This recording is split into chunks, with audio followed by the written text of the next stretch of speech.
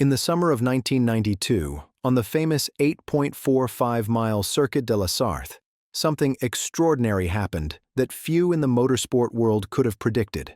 A car, sleek, impossibly low-slung, and powered by a naturally aspirated V10 engine screaming at 12,500 revolutions per minute, dominated the 24 hours of Le Mans with a commanding, almost contemptuous superiority. This was the Peugeot 905. It was painted in the metallic blue and white of France's racing colors. It finished more than 6 laps ahead of its closest competitor, and in doing so, it achieved something that seemed inevitable at the time. It claimed a trophy that had eluded French manufacturers for 12 long years. But here is the cruel irony that defines this machine's legacy. The very car that won this ultimate prize also helped destroy the championship that created it. This is the story of how Peugeot's screaming V10 prototype became the fastest sports car ever built and, inadvertently, a harbinger of motorsport's catastrophic collapse. The origins of the Peugeot 905 trace back to 1989, when the FIA made a decision that would reshape endurance racing forever. The governing body announced a radical new formula for Group C racing, one that would replace the fuel consumption-limited turbocharged monsters that had dominated the sport throughout the 1980s. The new regulations mandated a 3.5-liter naturally aspirated engine, the same displacement used in Formula One, combined with a minimum weight of 900 kilograms and revolutionary aerodynamic principles. Theoretically, this was meant to reduce costs and level the playing field. Theoretically, it was meant to make racing safer and more competitive. In reality, it did neither. Peugeot seized this opportunity with the ambition only a major automotive manufacturer could muster. The French company, which had tasted success in endurance racing through the legendary 205 T16 rally program, decided to build not merely a competitive car, but the definitive sports prototype for this new era. The company established Peugeot Talbot Sport, a dedicated racing division, and began development at their Vélizy-Villacoublay facility near Paris. What emerged was a collaboration unlike any seen before in endurance racing. Peugeot engineers worked alongside Dassault Aviation, the legendary French aerospace manufacturer, to create a chassis of carbon fiber that embodied the most advanced structural principles available. The monocoque was derived from aircraft design philosophy, light, rigid, and capable of withstanding forces that would tear conventional steel apart. The engine at the heart of this machine was even more revolutionary. Designated the SA35, it was a light alloy V10 with an 80-degree cylinder angle, 40 valves, and fuel injection systems lifted directly from Formula One technology. In its initial form, the engine produced 650 horsepower at 12,500 revolutions per minute. The transmission was a sequential manual, mid-mounted, and connected to the rear wheels through a layout that had become standard in prototype racing. Everything about the 905 was extreme. It sat so low to the ground that accessing the cockpit required removing aero panels. The bodywork was designed not for style, but for absolute aerodynamic efficiency, capable of generating downforce forces of up to 4G in the corners. The wheels were tiny, only 15 inches in diameter, to minimize unsprung mass. Even the headlights were revolutionary, xenon units using electric arcs rather than filaments, creating light so bright it could extend more than 300 meters down a dark track. The 905 made its racing debut in the final 2 races of the 1990 World Sportscar Championship season at Montreal and Mexico City. It was a tentative beginning. The Peugeot squad was still learning the subtleties of these new machines, and both debut races ended in retirement. Yet there was something in the data that suggested promise. The lap times, while not competitive against the established 3.5-liter competitors, showed potential. There was speed waiting to be unlocked from this machine. If Peugeot could solve its reliability and aerodynamic deficiencies, what the team didn't know was that they were about to face a rival that would humble them completely. The 1991 World Sportscar Championship began with shock and awe for Peugeot. The Jaguar XJR 14 arrived, designed by Ross Brawn, a name that would later become synonymous with technical innovation in Formula One, and John Piper. The XJR-14 was in a league of its own. With its lower curb weight, superior downforce levels, and race-proven Cosworth HB V8 engine, it outclassed every competitor, including the supposedly revolutionary Peugeot. In the early rounds, the 905 was comprehensively beaten. The gap was not measured in tenths of a second, but in whole seconds. Jaguar won race after race with contemptuous ease. Derek Warwick, Yannick Dalmas, and the rest of the Peugeot squad watched helplessly as the British machine dominated the season. The 24 Hours of Le Mans in 1991 should have been Peugeot's moment of redemption. This was, after all, a race whose prestige and historical significance transcended mere championship points. France wanted a Le Mans victory. Peugeot had invested enormous resources into the program specifically to claim this trophy. But the race proved to be a disaster. Peugeot entered two 905s, but neither finished the grueling 24-hour test. Engine failures, aerodynamic instability, and reliability issues conspired to force both cars into early retirement. Meanwhile, Jaguar, wisely deciding that the untested XJR-14 could not survive 24 hours, instead used older XJR-12s in the Category 2 class and finished respectable. The message was clear. Peugeot had spent enormous resources on a machine that was neither sufficiently fast nor sufficiently reliable. But something extraordinary happened in the weeks that followed. Rather than accept defeat, rather than allow Jaguar to dictate terms for another season, Peugeot's engineering department performed what can only be described as a miraculous transformation. The team realized that the fundamental issue with the 905 was not the engine, the chassis, or the basic design philosophy. It was aerodynamics. The bodywork was generating drag without sufficient downforce compensation. The wing placement was inefficient. The overall package was aerodynamically naive compared to what the Jaguar had achieved. The solution was radical. Peugeot essentially kept only the cockpit and fundamental chassis structure of the original 905 and rebuilt everything else. The new car, designated the 905B, or Evolution 1 Bis in full designation, featured a completely redesigned bodywork dominated by a revolutionary two-tier rear wing that seemed to float above the car like a piece of abstract art. The front end could be fitted with different wing configurations for different tracks. The engine was upgraded to the SA35A2 variant, now producing approximately 715 horsepower. An X-Track sequential transmission replaced the unreliable factory unit. The aerodynamic package was so effective that when the car returned to competition at the Nürburgring in late 1991, it was suddenly competitive, shockingly competitive. Within weeks, the gap to the Jaguar had closed. Peugeot started winning races. By season's end, the team had claimed second place in the championship, ahead of defending champion Sauber Mercedes, and the momentum was entirely with Peugeot. Jaguar, having accomplished what it set out to do, announced that it was withdrawing from Group C racing at the end of the 1991 season. The British team had decided that they had spent enough time in this category, that costs were spiraling beyond control, and that the regulations themselves had become fundamentally unstable. This decision was the first domino. More would follow. The 1992 World Sportscar Championship began in an atmosphere of crisis. The FIA, under the leadership of Max Mosley, had initially announced plans to cancel the season entirely. Participation had collapsed.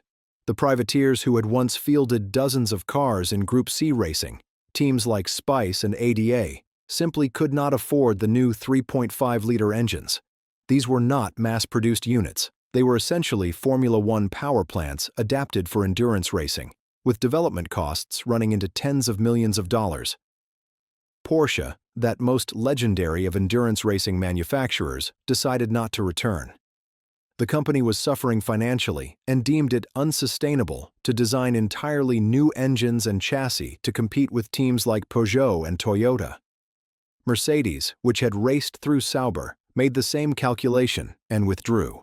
Peugeot alone among the major manufacturers insisted that the championship continue. The company had already poured massive resources into the 905B program and saw no justification in abandoning it after only limited competition. The FIA, under pressure from Peugeot's deep pockets and political influence, reluctantly agreed to proceed with a scaled-down championship. The grid would consist of Peugeot, the Toyota TS010, and a smattering of privateers struggling to keep their programs afloat. It was hardly the pinnacle of international motorsport, but it was something. What happened in 1992 was less a championship and more a display of engineering dominance. Peugeot and Toyota were the only real competitors. The 905B and the TS010, both powered by screaming naturally aspirated V10 engines, both representing the absolute cutting edge of sports car technology, dueled through the season. But it was Peugeot that held the strategic advantage. The French manufacturer had refined their package to extraordinary levels. Philippe Alliot, Yannick Dalmas, and the rest of the Peugeot drivers had become intimately familiar with the car's characteristics. The team had conducted 6 separate 24-hour tests at the Circuit Paul Ricard, each one pushing the reliability envelope further. They had even installed a Mulsanne chicane mock-up on the Mistral straight to simulate the famous Le Mans corner under controlled conditions. The qualifying session at Le Mans in 1992 was electrifying. Philippe Alliot, driving with absolute precision, posted a qualifying lap of 3 minutes, 21.209 seconds. This was not merely 5 seconds faster than the lap record, which would have been extraordinary in itself. This lap time was set at such a phenomenal pace that even to this day, more than 3 decades later, no driver has beaten it on the Mulsanne straight after the introduction of the chicanes. To put this in perspective, Alliot's qualifying lap was set in a car that weighed under 900 kilograms, generated a screaming V10, producing 715 horsepower, and was designed to run at these speeds for 24 consecutive hours. The performance figures tell the story. The Peugeot could pull 4G in corners. Its top speed was 360 kilometers per hour. Its average lap time through a 24-hour race was faster than most Formula One cars of the era could achieve in a single qualifying lap. When the race began, the Peugeots immediately took control. Derek Warwick, Yannick Dalmas, and Mark Blundell shared the winning car number 1. They took the lead early and never relinquished it. Warwick, a driver of legendary skill and determination, drove with absolute commitment, pushing the car to its limits lap after lap. Dalmas, French and racing at home, was equally committed. Blundell, the British driver, brought consistency and reliability to the combination. The pit crew executed flawlessly. Fuel stops were calibrated to the second. Driver changes were choreographed to perfection. By the halfway point, the race was already decided.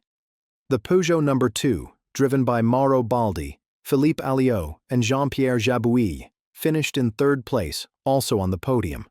Only a Mazda MX-R01 and a Toyota separated them. France had its Le Mans victory. Peugeot had claimed the prize that had motivated the entire program. The 1992 World Sportscar Championship was subsequently won by Peugeot with decisive authority. The team claimed the Drivers' Championship and the Manufacturers' Championship. By any measure, it was absolute dominance. Yet the championship itself was essentially hollow. Without Jaguar, Mercedes, Porsche, and the dozens of privateers, the series lacked the competitive diversity that had once made it compelling. Only Peugeot and Toyota were truly competitive. The season resembled less a championship and more a 2-car exhibition match. The final act of the 905's competitive career came at the 24 Hours of Le Mans in 1993. By this point, the World Sportscar Championship had been cancelled. Nissan, which had promised to enter the series with their own 3.5-liter prototype, withdrew due to economic difficulties. The lack of field entries made continuation impossible.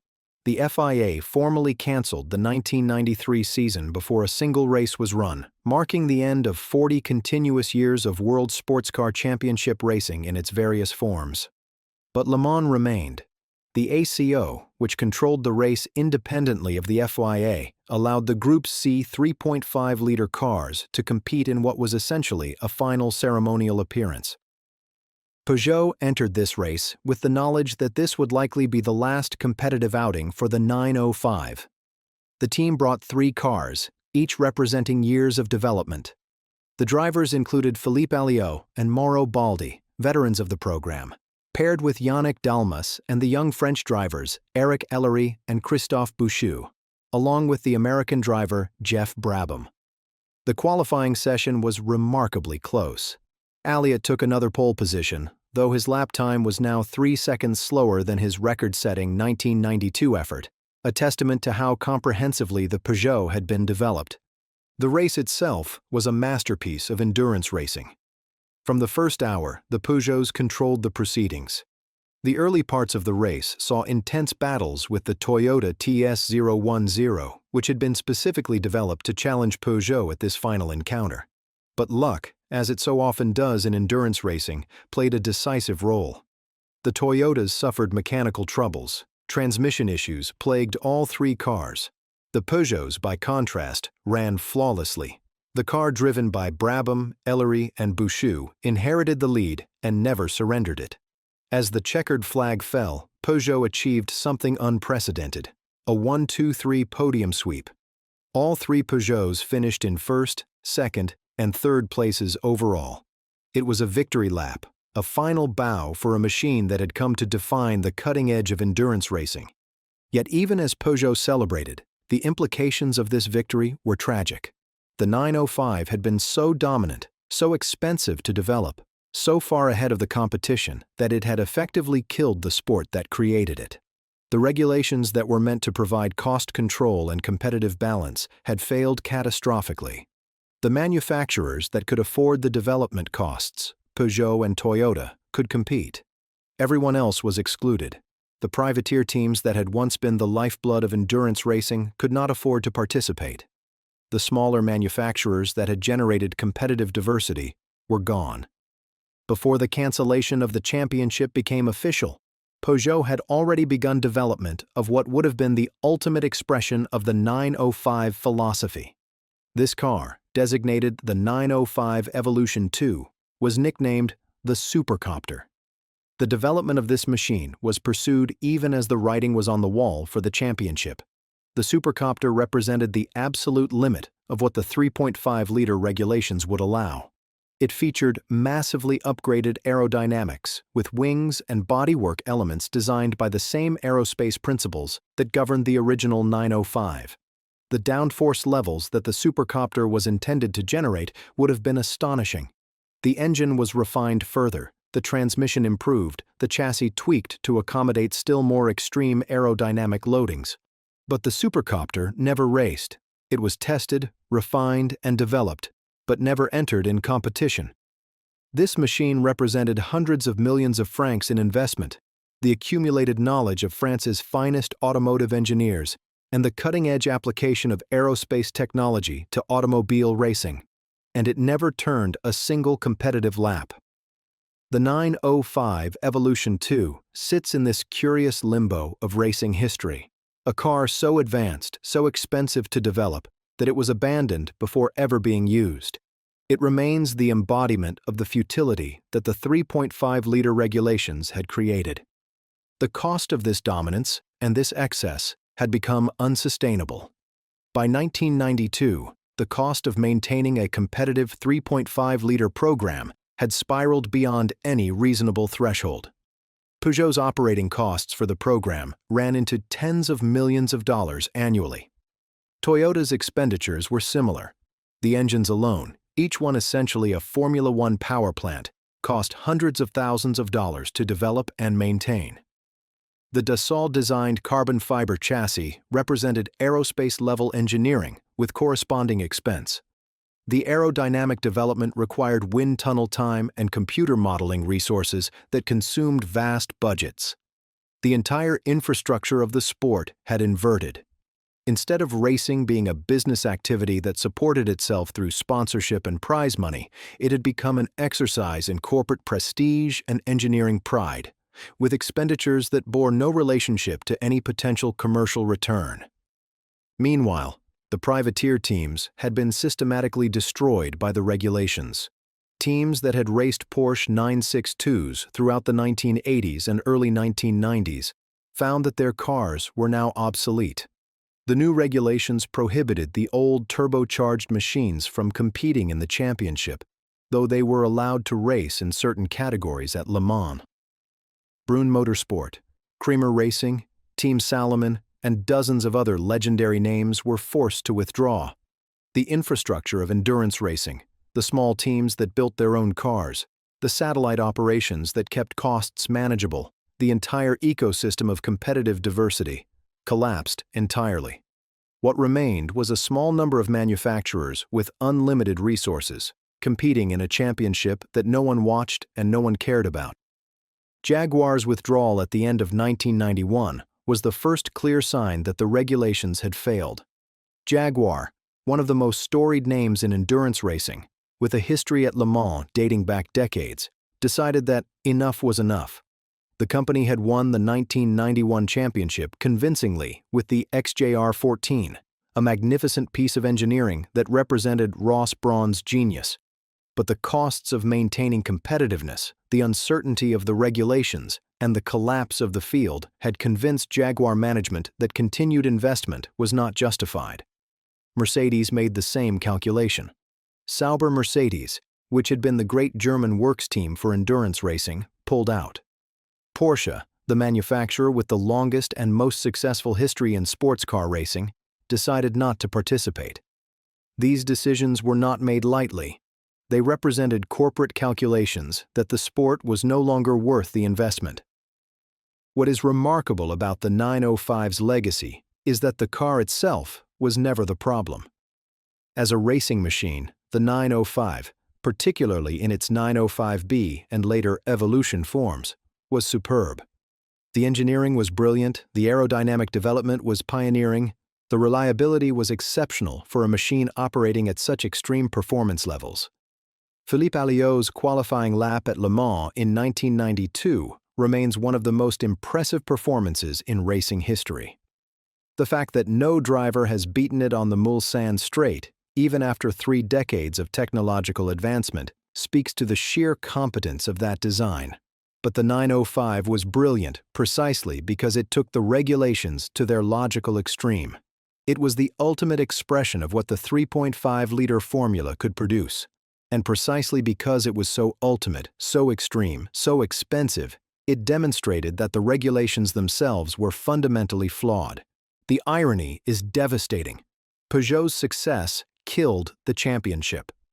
Had the 905 been less competitive, had Peugeot failed to dominate so completely, the championship might have continued on life support for a few more years.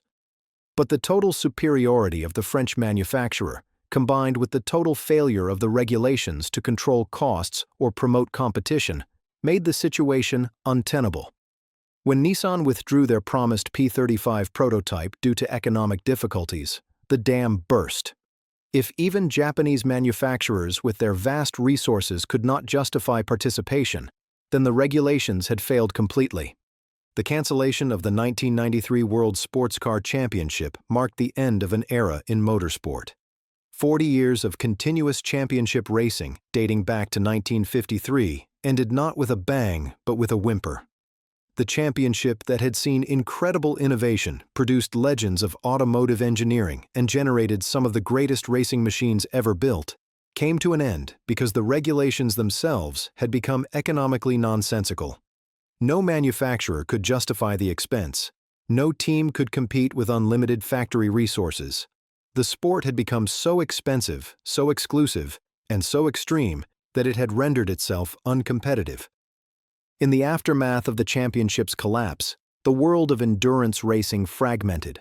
Multiple series emerged: the IMSA series in the United States, various national championships, regional competitions, but nothing with the prestige or unified structure of the World Sportscar Championship. Le Mans continued, of course. The ACO kept the 24-hour race alive as a standalone event. but it would be years before any unified championship structure would replace the one that had collapsed. The golden era of Group C racing, that period in the 1980s and early 1990s when sports car racing had rivaled Formula One in prestige and spectator interest, was over. The Peugeot 905, in winning everything, had inadvertently killed the sport that created it. The car remains one of the most magnificent expressions of engineering excess in motorsport history. Its development represented the absolute peak of what could be achieved with naturally aspirated V10 engines in sports car racing. The machine embodied decades of Peugeot's racing experience and Dassault's aerospace engineering capability. It won Le Mans twice, it won the World Championship, it set qualifying records that would stand for decades, and it drove the final nail in the coffin of the championship that gave it meaning. Today, the surviving 905s are prized museum pieces and track day specials. Collectors and enthusiasts drive them carefully on closed circuits, marveling at the engineering and the historical significance. The supercopter, never raced, remains as an artifact of what might have been, a road not taken, a machine built for competition that never arrived. Formula One drivers who might have faced the 905 in equal machinery will never know what that competition would have been like. The 905 exists as a monument to a specific moment in motorsport history, a moment when regulations, engineering, costs, and competitive reality spiraled into an impossible tangle. The car, magnificent though it was, became a victim of its own success. In winning absolutely, the 905 demonstrated that absolute victory was impossible in a championship that had become economically and structurally unsound. The Peugeot 905 was the greatest expression of Group C racing, and the final, fatal proof that the regulations that created it had to end.